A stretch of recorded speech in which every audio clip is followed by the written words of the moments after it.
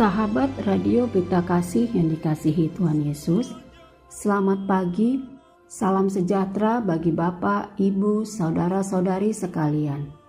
Selamat berjumpa kembali dengan Renungan Harian Salum.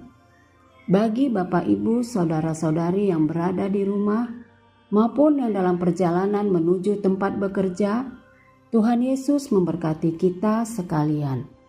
Saya Sintua Esther Herawati Barulumban Gaul dengan sukacita akan melayani Bapak, Ibu, Saudara-saudari sekalian sebagai pelayan pendamping renungan. Renungan bagi kita di pagi hari ini dibawakan oleh Pendeta Lamsar Edi Manulang STH dari HKBP Kernolong, Resort Jakarta. Baiklah, kita awali ibadah pagi ini dengan doa yang dibawakan oleh pembawa renungan. Bapa di sorga, di dalam Yesus Kristus Tuhan kami, terima kasih untuk waktu ini. Engkau masih membolehkan kami menikmati firman-Mu dalam renungan ini. Biarlah Engkau memberkati semua petugas, semua kru dari Radio Berita Kasih sebagai penyelenggara dari siaran ini. Engkau pakai untuk menjadi berkat-Mu melalui renungan hari ini. Dalam Yesus kami berdoa. Amin. Renungan bagi kita di pagi hari ini diambil dari Markus 13 ayat 9 sampai 11. Markus 13 ayat 9 sampai 11. Demikianlah firman Tuhan. Hati-hatilah kamu akan diserahkan kepada majelis agama. Kamu akan dipukul di rumah ibadat dan akan dihadapkan kepada penguasa-penguasa dan raja-raja karena aku, sebagai kesaksian bagi mereka. Injil harus diberitakan dahulu kepada semua bangsa. Apabila mereka mengiring dan menyerahkan kamu, janganlah khawatir akan apa yang harus kamu katakan. Tetapi katakanlah apa yang dikaruniakan kepadamu pada saat itu juga. Sebab bukan kamu yang berkata-kata, melainkan Roh Kudus. Dan sebagai ayat pembimbing bagi kita di pagi hari ini, yaitu ayat 9. Hati-hatilah kamu akan diserahkan kepada majelis agama. Kamu akan dipukul di rumah ibadat dan akan dihadapkan kepada penguasa-penguasa dan raja-raja karena aku, sebagai kesaksian bagi mereka. Demikianlah firman Tuhan.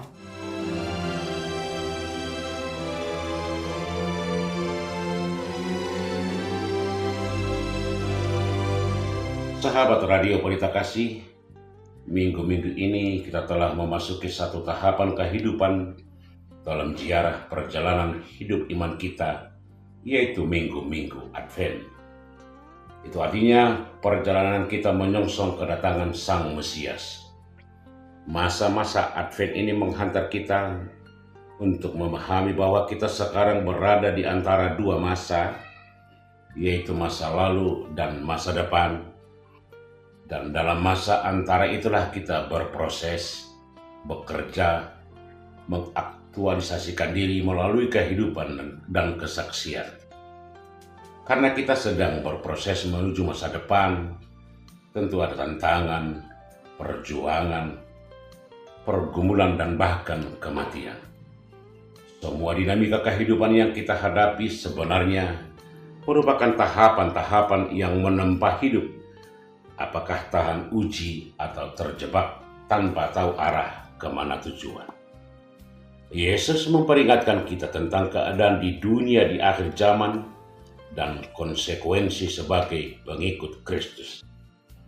Dia menghendaki kita agar terus bertahan apapun yang terjadi. Dalam renungan kita hari ini, Yesus mengungkapkan adanya penganiayaan yang hebat terhadap orang-orang percaya kepada Tuhan menjelang kedatangannya itu. Tetapi kamu ini hati-hatilah. Kamu akan diserahkan kepada majelis agama dan kamu akan dipukul di rumah ibadat dan kamu akan dihadapkan ke muka penguasa-penguasa dan raja-raja karena aku, sebagai kesaksian bagi mereka.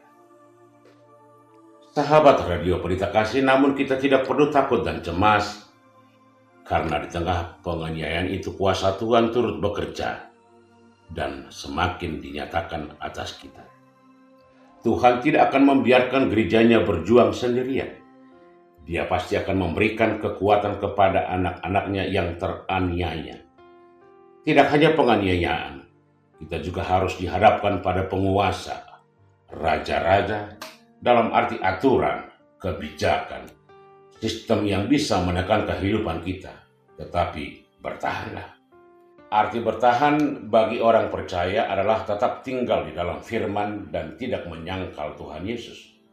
Oleh karena itu kita harus mengakar kuat di dalam Kristus setiap hari. Meskipun pertolongan Tuhan dirasa lambat dan seolah-olah janjinya belum juga ditepati, bertahanlah. Karena pada waktunya pertolongan itu nyata. Para pengikut Yesus sepanjang sejarah dan di seluruh dunia telah mengalami kebencian yang luar biasa karena iman mereka kepada Kristus.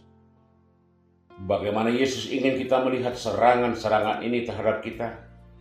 Dia ingin kita melihatnya sebagai kesempatan untuk memberitahu para penuduh kita tentang Dia.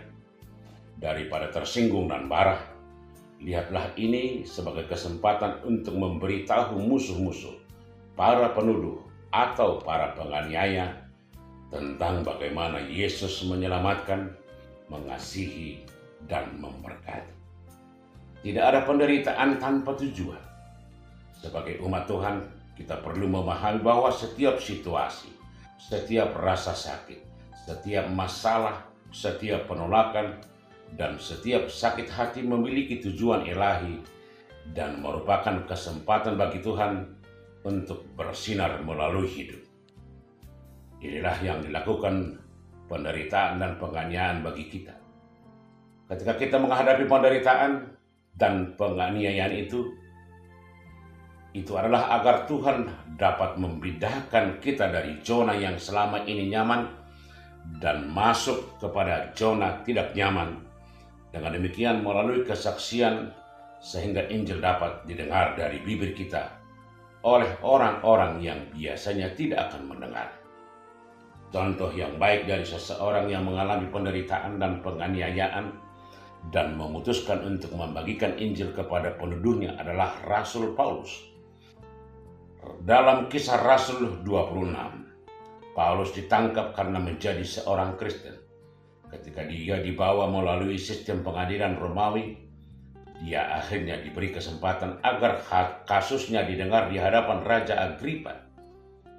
Apa yang Paulus lakukan ketika dia berdiri di hadapan Raja? Dia membagikan kesaksiannya tentang bagaimana dia menjadi pengikut Yesus. Lalu dia mengundang Raja Agripa untuk menjadi pengikut Yesus.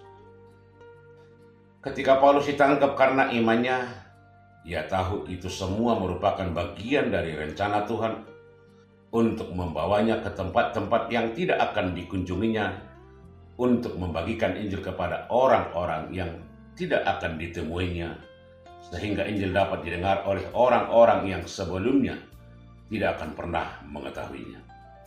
Sahabat Radio Pelita Kasih, tidak ada yang berubah.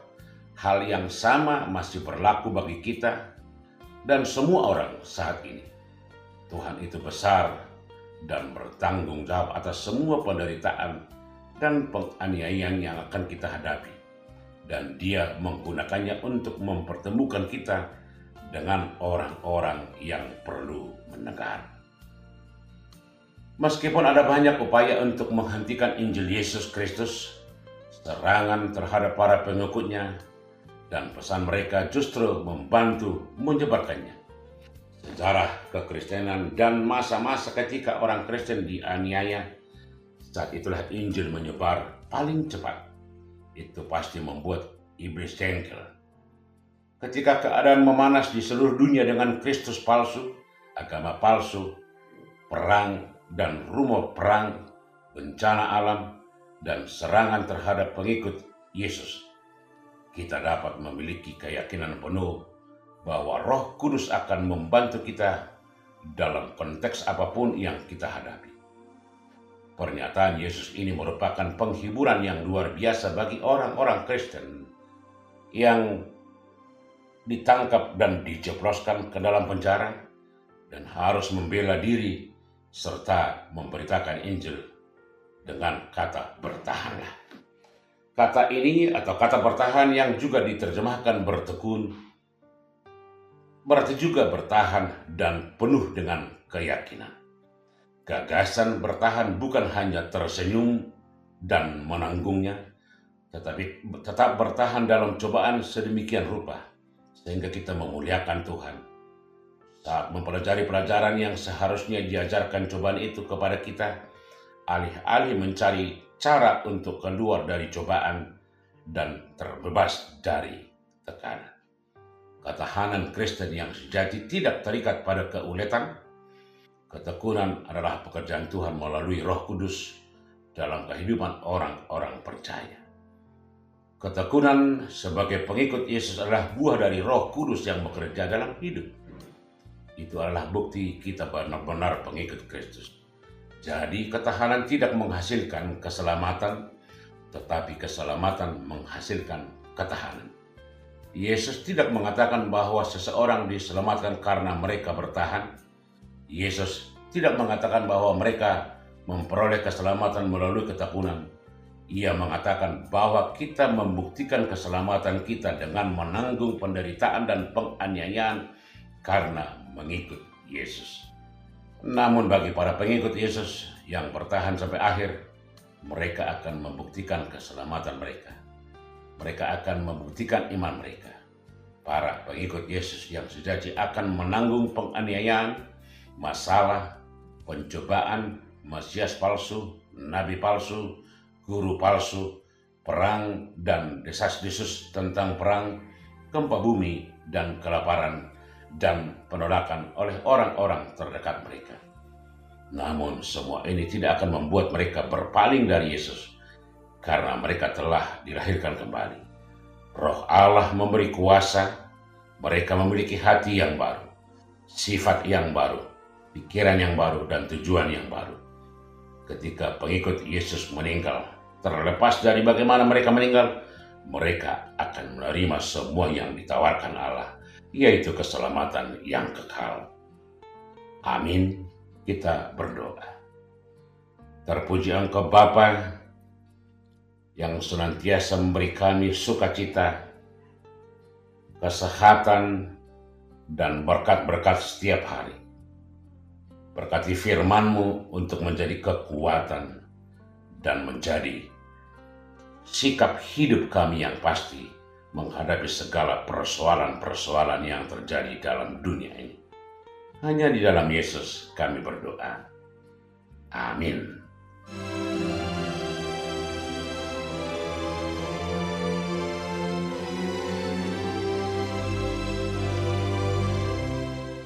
Sahabat Radio Pelita Kasih yang dikasihi Tuhan Yesus, marilah kita mendengarkan beberapa informasi berikut ini. Bila Anda ingin merespon renungan pada pagi hari ini, dapat menghubungi Pendeta Lamsar Edi Manulang dengan nomor telepon 0823 5043 0000. Jika sahabat RPK ingin mendengar ulang renungan ini, dapat mendengarkan di YouTube kanal HKBP Kernolong. Tersedia juga renungan malam setiap pukul 19 WIB. Renungan Harian Salom. Renungan Harian Salom ditulis oleh para hamba Tuhan dari berbagai gereja. Saat ini didistribusikan melalui online. HKBP Kernolong memiliki ruang serbaguna berkapasitas 350 kursi. Bisa dibagi menjadi 2 bagian. Bagi yang membutuhkan dapat menghubungi 1. Ibu Sunurat dengan nomor telepon 021 390 9785 atau 0813 8614 2835. 2. Ibu Sintua Nyonya Lumban Raja Boru Sinaga dengan nomor telepon 0813 8198 9210. Jam ibadah dan gembala. Jam ibadah minggu dilaksanakan 5 kali, yaitu 1. Ibadah sekolah minggu pukul 7 WIB. Ibadah remaja pukul 10 WIB. Ibadah umum pertama pukul 7 WIB berbahasa Indonesia. Ibadah umum kedua pukul 9.30 WIB berbahasa Batak. Ibadah umum ketiga pukul 18 WIB berbahasa Indonesia. Digembalakan oleh Pendeta Lamsar Edi Manulang STH, Pendeta Teti Dorinda Borusitompul STH, Bibelfro Juliani Borutari Horan, bersama 26 orang sintua dan 3 orang calon sintua. Bagi Anda yang ingin didoakan dapat menghubungi Sintua Melkida Boru Panggabean dengan nomor telepon 0813 8683 3174. Segenap pengurus renungan harian Salom menyampaikan salam kasih kepada seluruh penggemar setia dan pendukung acara ini, kepada jemaat Tuhan interdenominasi dan seluruh jemaat HKBP dimanapun berada. Kiranya Tuhan Yesus senantiasa memberkati kita semua. Horas.